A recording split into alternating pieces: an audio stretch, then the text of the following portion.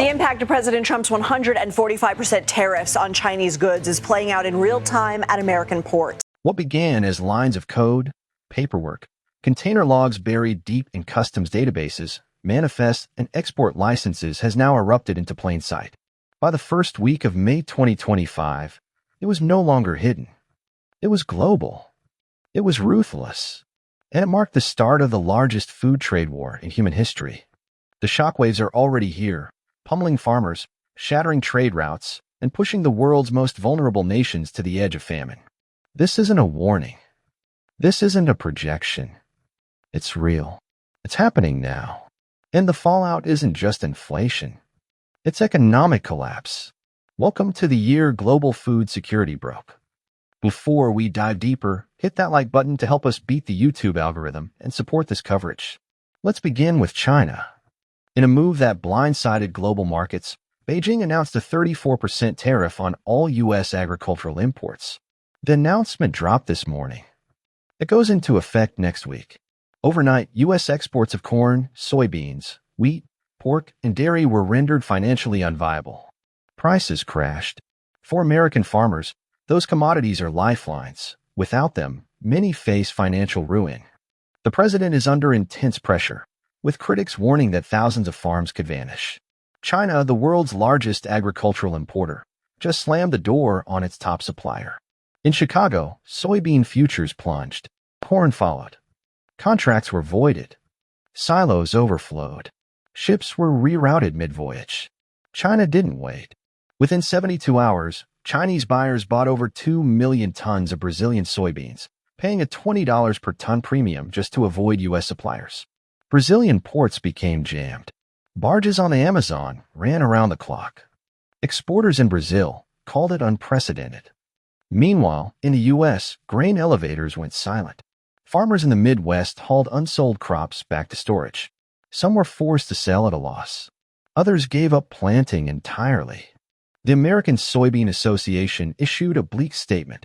This wasn't a temporary disruption. It was a permanent market loss. And China wasn't done. Just days later, Beijing targeted Canada, retaliating after Ottawa aligned with Washington. The response, a sweeping tariff offensive, 100% on canola oil and peas, 25% on pork and seafood. Suddenly, millions of dollars in Canadian goods were stranded at ports. Canola, a vital crop in the prairies already plagued by weak prices, was now nearly unsellable. Seafood tariffs hit 40 different products, including crab and lobster, devastating the coastal fishing industry. Western farmers in Saskatchewan and Alberta were left reeling. Alberta's premier called it economic blackmail. China called it reciprocity. Then came Europe. In response to U.S. tariffs on metals, the EU retaliated with a 25% tariff on American corn, striking at a critical point. Feed producers in Spain, Germany, and the Netherlands, who had turned to U.S. corn after losing access to Ukrainian supplies, were blindsided. Now, those corn imports are too expensive. Buyers are scrambling to replace them from Brazil and Ukraine at sharply higher prices. Farmers across Europe warned that pork and poultry prices will soar.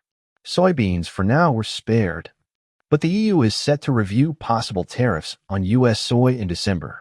And this isn't just about tit-for-tat tariffs. Around the world, food protectionism is surging.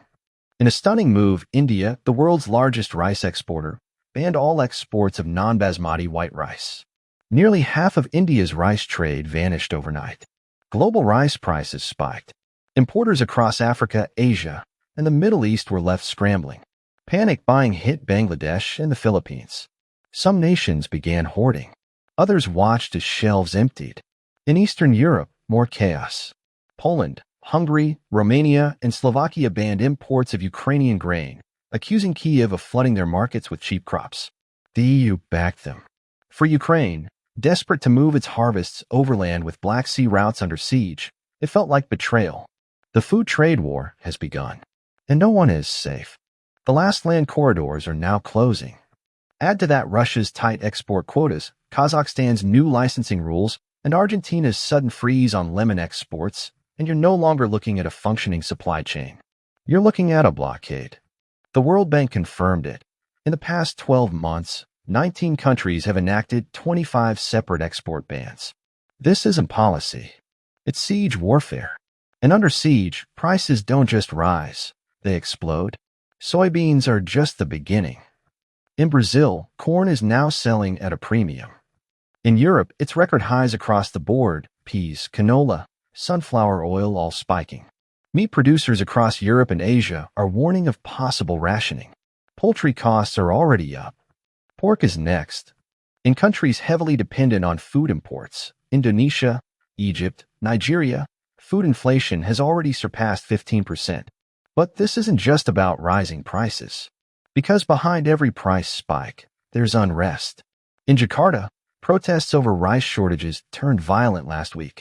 On International Workers' Day, hundreds of UN staff marched in Geneva against budget cuts and mass layoffs. Clashes broke out. Police were overwhelmed. Supermarkets were looted. In Nairobi, furious meat vendors set fire to government posters after new food taxes and price hikes. In Beirut, the military intervened after mobs stormed a grain depot tied to political elites. The UN is sounding the alarm. Over 100 million people could face acute food insecurity by summer unless global trade flows are quickly restored. But this crisis isn't just about hunger. It's about power. Food is being weaponized as leverage, as currency, as a tool of retaliation. Russia has made its position clear.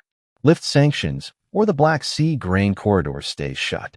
The Kremlin has now confirmed it's pulling out of the grain deal, citing unmet conditions. That deal was set to expire Monday night. China is taking a similar stance, demanding lower tariffs before resuming purchases of U.S. pork and soy. In Washington, the response has been defensive. The USDA announced a $1.3 billion aid package for specialty crop growers. Trade negotiators are scrambling to secure deals with Southeast Asian nations. Emergency summits are in progress. But the collapse isn't slowing down. Hit that subscribe button if you haven't already. Your support keeps this reporting alive. Meanwhile, the pain is spreading at every level. In the U.S., small farmers are being crushed. In Illinois, one soybean grower made headlines after burning his entire remaining crop in protest. The video went viral.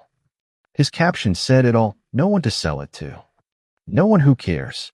In Texas, a family-run pork operation laid off 20 workers after their Chinese buyer canceled all shipments for the rest of the year.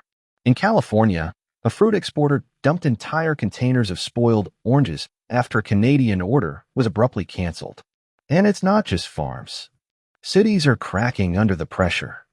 In Detroit, food banks are overwhelmed. In South Los Angeles, eggs are selling for $8 a dozen. In Appalachia, grocery stores are reducing hours and slashing product lines. Across the East Coast, a black market is booming. From Florida to New York, illegal shipments of Mexican tomatoes and rice are being smuggled across the border. One official called it the new prohibition, only this time it's produce. In Latin America, smugglers are getting creative. Indian rice, Venezuelan corn, Brazilian beef moved under forged documents. One shipment of Vietnamese rice was even falsely labeled Cambodian to sidestep India's export ban. This is the new reality. It's no longer a trade system. It's a food war. And like any war, there are winners. Brazil, Russia, Argentina. Brazil is exporting soybeans at record volumes. Russia has overtaken the U.S. as China's top wheat supplier. Argentina's beef exports to Asia and the Middle East are booming. These nations are now forming what some call the new food axis. Long-term contracts, loyal buyers, aligned governments. Their influence is growing fast. Meanwhile, the United States is shrinking. U.S. food exports are down over 20% compared to last year. Ports are operating at half capacity. Barge traffic on the Mississippi is at its lowest in 3 years. Farmers are outraged. Trade groups are issuing urgent warnings. Congress remains deadlocked. While the U.S. debates, the rest of the world adapts, finding new suppliers, cutting new deals, and redrawing the global food map. The country that once fed the world is now watching from the sidelines. Because what started as trade policy has turned into economic punishment.